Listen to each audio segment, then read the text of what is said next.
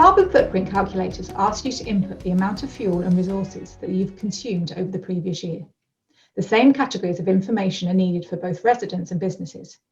It's useful to gather this information before you get started. These are the things you will need. The amount of energy you have consumed. For main supplied energy, you can find this on your energy bills. Look for the annual consumption. For electricity, it will be in kilowatt hours. For gas, it could be kilowatt hours or possibly cubic feet for older meters. If you don't have an annual statement, you can add up the monthly amounts. For other fuels that are not main supplied, such as oil, coal or wood, you will need to check your invoices and work out how much you have used for the whole year. It might be measured in litres or kilograms, depending on what it is. Next is your travel. If you're a business, you might have records that contain the information you need about business travel by your staff or miles travelled for deliveries.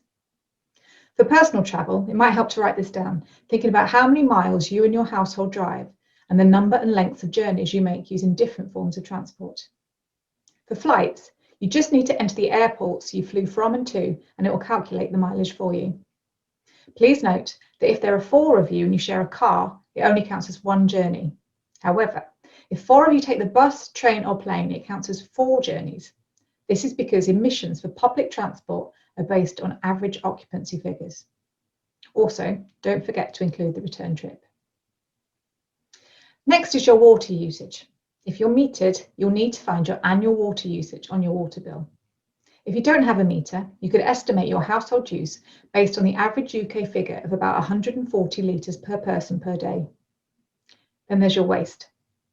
For householders, make a note of the size of your wheelie bin or bag and your recycling box or bag that are collected by the council and how frequently you put them out for collection. If you're a business, you may have records of total waste collected during the year.